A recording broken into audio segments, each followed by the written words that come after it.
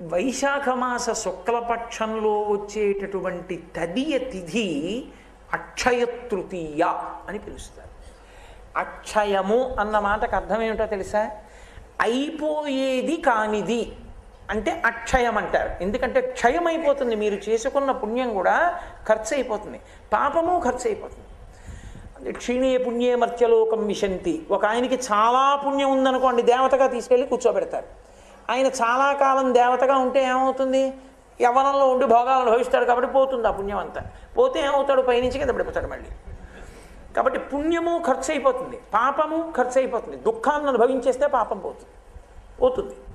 కానీ అసలు మీరు ఎంత ఖర్చు పెట్టుకున్నా కూడా ఖర్చు కానంత పుణ్యం ఎప్పుడు?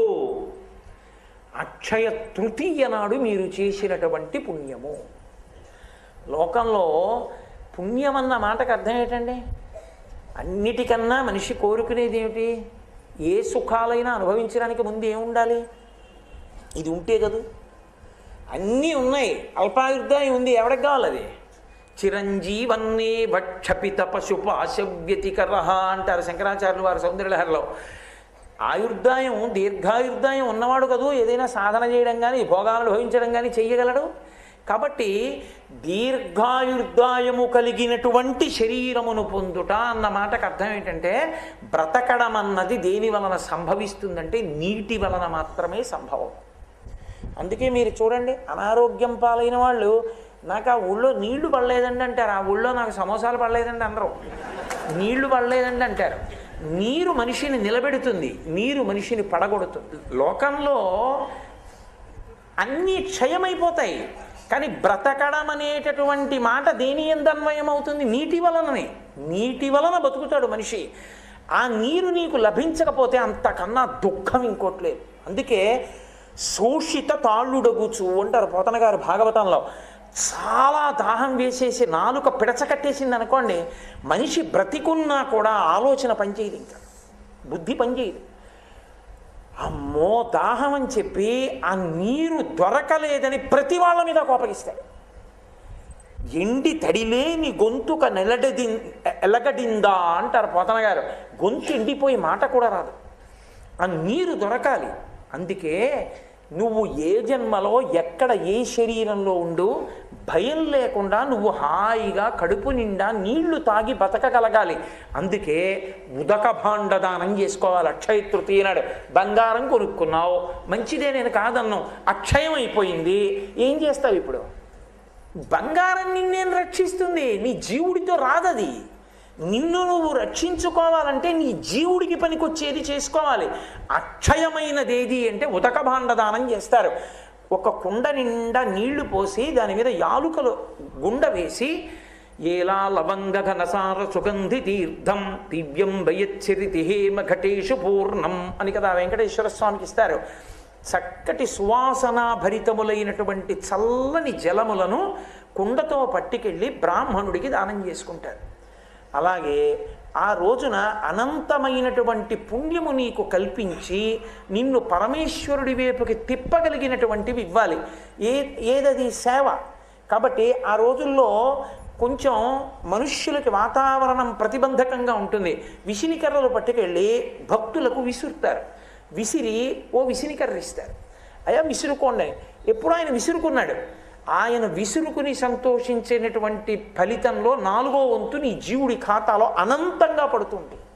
ఎందుచేతనంటే దాని ప్రమాణాన్ని పక్కన పెట్టండి, కానీ అసలు మహాలయ పక్షాలు ఎందుకు వచ్చాయో చెప్తారు. ఈ పితృతిథులు రావడానికి కారణంగా ఏమంటారంటే, కర్ణుడు శరీరం విడిచిపెట్టిన తరువాత స్వర్గలోకానికి వెళ్ళాడు. మరి యుద్ధంలో కదా మరణించాడు, స్వర్గానికి వెళ్ళాడు. తీరా స్వర్గానికి వెళ్ళిన తర్వాత ఆయన బంగారం ఉంది, వెండి ఉంది, కిరీటాలు ఉన్నాయి, ముత్యాలు ఉన్నాయి, పగడాలు ఉన్నాయి, వజ్రాలు ఉన్నాయి, అన్నీ ఉన్నాయి, అన్నం నీళ్లు లేవు. ఆయన అన్నాడు, అదేమిటి అవి రెండు ఎందుకు లేవన్నాడు. నువ్వు అవి ఎప్పుడూ ఇవ్వలేదు ఎవరికి, కాబట్టి లేవన్నాడు. ఇవి ఇచ్చావు, ఉన్నాయి అనంతంగా. ఆయన అన్నాడు, నాకు చెయ్యడానికి ఎవడు లేడు.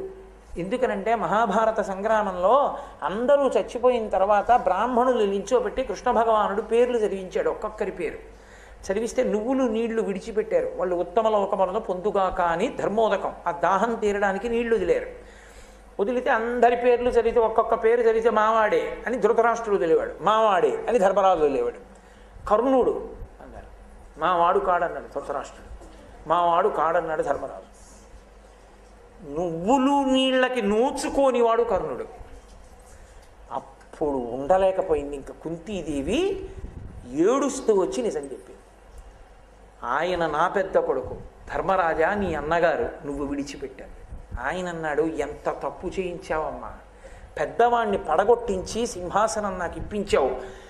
ఆడదాని నోట రహస్యం దాగడం వల్ల ఇంత ఉపద్రవం జరిగింది కాబట్టి ఆడదాని నోట నువ్వు గింజ నానినంతసేపు నిజము నిలబడకుండుగాక అన్నాడు. కాబట్టి నువ్వులు నీళ్ళకి నోచుకోలేదు కర్ణుడు. ఆయన అన్నాడు, మహానుభావుడు, నేను కిందకెళ్ళి ఉపకారం చేసుకుని వస్తాను, నాకు కొద్దిగా సమయం ఇమ్మన్నాడు. ఆయన యొక్క దానగుణాన్ని చూసి అనుగ్రహించాడంటారు యమధర్మరాజు గారు. అప్పుడు కిందకొచ్చి ఆయన ఒక 15 రోజుల పాటు ఉండి చలివేంద్రాలు పెట్టి అన్నశాలలు పెట్టి నీళ్ళిచ్చి అన్నం పెట్టి మళ్ళీ వెళ్ళిపోయాడు. వెళ్ళిపోయినప్పుడు యమధర్మరాజు గారు, నువ్వు ఇచ్చావు కాబట్టి ఇప్పుడు నీకు ఇస్తున్నాను అన్నాడు. అంటే ఆయన అన్నాడు, చేసుకోకుండా వెళ్ళిపోయిన వాడిని నేనే కాదు చాలామంది ఉన్నారు ఈ లోకంలో, వాళ్ళందరూ కూడా వెళ్ళిపోయిన తర్వాత బాధపడాలిగా.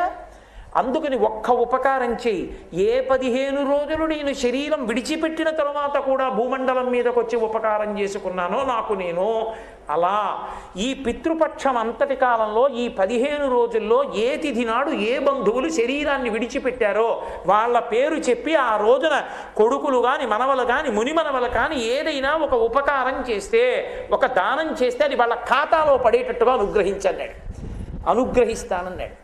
తల్లి కానీ తండ్రి కానీ పెదనాయన కానీ పినతండ్రి కానీ తాతగారు కానీ ముత్తాతగారు కానీ పడిపోయిన తిథి తెలియకపోతే, అలా తెలియనప్పుడు మహళయపక్షం అమావాస్య నాడు పెట్టేసేయమంటారు. అందుకే దానికి మహళయ అమావాస్య అని పేరు. అసలు అమావాస్య నాడు మధ్యాహ్నం 12 గంటలకే పితృదేవతలు వచ్చి గుమ్మం ముందు నిలబడతారు నీళ్ల కోసం. మహళయ అమావాస్య నాడు ఎవరి పేరు మీకు తెలియకపోయినా, మా తాతగారు ఎప్పుడు పడిపోయారో నాకు తెలియకపోయినా, ముత్తాతగారు ఎప్పుడు పడిపోయారో నాకు తెలియకపోయినా, నేను ఒక్కసారి మా పెద్దలందరినీ స్మరించి అమావాస్య నాడు స్వయం పాకం ఇచ్చాననుకోండి, అమావాస్య నాడు ద్రవ్యం ఇచ్చాననుకోండి, అమావాస్య నాడు ఉదకధార విడిచిపెట్టాననుకోండి, విడిచిపెడితే అది బంధువులందరికీ చెందుతుంది. కాబట్టి ఉన్నవాళ్ళు వెళ్ళిపోయిన వాళ్ళకి ఉపకారం చెయ్యగలిగిన ఏకైక రోజు మహాలయ అమావాస్య. పితృపక్షంలో ఈరోజు చెయ్యాలి. మీరు అందుకే ద్రవిడ దేశంలో చూడండి, ఈ పక్షంలో వాళ్ళు ఎక్కడికి వెళ్ళరు, దేవాలయాలకు కూడా వెళ్ళరు. మీరు ఆఖరికి వెంకటాచలంలో కూడా తక్కువగా ఉంటుంది. ఎందుకో తెలుసా? పితృపక్షం వాళ్ళు వెళ్ళరు. పెద్ద పెద్ద ఆఫీసర్స్ కూడా మధ్యాహ్నం అయ్యేటప్పటికీ కారులో దేవాలయాలకు వచ్చి ఆ సరోవరంలో స్నానం చేసి వాళ్ళు ఏ తిథిన నాడు శరీరం విడిచిపెట్టారో వాళ్ళ పేర్లు చెప్పి దానం చేసుకుంటారు. ఈ 15 రోజులు నిజానికి వాళ్ళు క్షురకర్మ కూడా చేయరు, గడ్డం కూడా చేయరు అక్కడ మగాళ్ళు. అంత జాగ్రత్తగా చేస్తారు పితృపక్షాలు. అంటే పితృదేవతానుగ్రహము కొరకు చేస్తారు. కనీస మర్యాద ఏమిటంటే మహాలయ అమావాస్య నాడు ఇవ్వాలి తర్పణ. ఇచ్చి పితృదేవతల పేరు చెప్పి స్వయం పాకం ఇవ్వాలి. అలా ఇవ్వకపోతే ఇంకా అసలు అటువంటి వ్యక్తి భూమి మీద ఉండడం, ఆ పైవాళ్ళు అలోమని ఏడుస్తారు, ఇంత కృతజ్ఞుడు రా వీడు కనీసం మా పేరు చెప్పి ఏమీ ఇవ్వలేదని. అంత గొప్పది మహాలయ పక్షంలో వచ్చే అమావాస్య. తను శరీరం విడిచిపెట్టిన తర్వాత మళ్ళీ కొడుకో మనవడో ఎవడో మహాలయ అమావాస్య నాడు ఉతకభాండం ఇస్తా బాగుండని ఏడవడం ఎందుకు? వైశాఖ మాసంలో వచ్చేటటువంటి 3వ తిథి అయినటువంటి తదియ నాడు నువ్వు బతికుండగా నీ చేస్తూ ఓ ఉతకభాండం ఇచ్చుకో. అది కూడా ఇవ్వలేవా? ఓ కుండ కొని మంచినీళ్ళు ఇవాళ నీ కర్మ అంతే. ఇచ్చుకోలేకపోతే ఓ విషినికర్ర కొని విసరలేవా? ఓ బెల్లంగడ్డ పట్టుకెళ్ళి దేవాలయంలో ఇచ్చి నైవేద్యం చెయ్యమనిలేవా? దేవాలయానికి ఓ దానికి ఓ 4 చాపలు కొనిచ్చి భక్తులు వస్తే వెయ్యండని 4 చాపలు ఇవ్వలేవా? నీ పేరు మీద నువ్వు ఏమి ఇచ్చుకున్నావో అవి నీకు అమరుతాయి. దానము ఈశ్వరుడి పక్షంతో చేసినది, ఈశ్వర స్పర్శతో చేసినది నీ జీవుడి ఖాతాలో పడుతుంది. బంగారం నిజమే, ఉత్తర జన్మల్లో కూడా బోల్డంత బంగారం. అప్పుడు హడిలిపోతావు, ఎందుకు చేశాను రానా ప్రారంధం, ఎన్ని జన్మలు ఎత్తినా భయమే. కాబట్టి చెయ్యవలసినది ఏది అంటే నీ జీవుడికి ఉపకారం చేసుకునే పని చేసుకోవాలి. ఆ తృతీయ తదియ తిథి నాడు మనం తప్పకుండా చెయ్యవలసినది మన జీవుణ్ణి ఉద్ధరించుకోగలిగినటువంటి పుణ్యకార్యము, దానము చెయ్యాలి. అందున శ్రేష్టమైన దానముగా చెప్పబడినది ఏది అంటే ఉదక భాండ దానము. అంటే మంచినీళ్లు ఉన్నటువంటి కుండని తీసుకెళ్ళి దానం చేస్తారు. అలా చేయవలసి ఉంటుంది. అదే రోజున అచ్చు శివాలయం ఎలా ఉంటుందో సోమసూత్రంతో అలా శివాలయంలా ఉండే విష్ణువాలయం సింహాచల దేవస్థానం. సింహాచలం వరాహ నృసింహస్వామి దేవస్థానం. ఆ దేవస్థానంలో అక్షయ తృతీయ వైశాఖమాస శుక్లపక్ష తదియ నాడు గంధం ఒలుస్తారు. గంధం ఒలిచి సహస్రఘటాభిషేకం చేస్తారు. విష్ణు ఆలయంలో అది చాలా అరుదు. సహస్రఘటాభిషేకం ఆ చందనం ఒలిచిన తరువాత ఉన్నటువంటి స్వరూపానికి, ఆ వరాహలక్ష్మీ నృసింహ స్వరూపానికి సహస్రఘటాభిషేకం జరుగుతుంది. ఇది మన ఆంధ్రదేశంలో మన పక్కనే ఉండేటటువంటి సింహాచల క్షేత్రంలో జరిగేటటువంటి ఒక అద్భుతమైనటువంటి సేవ.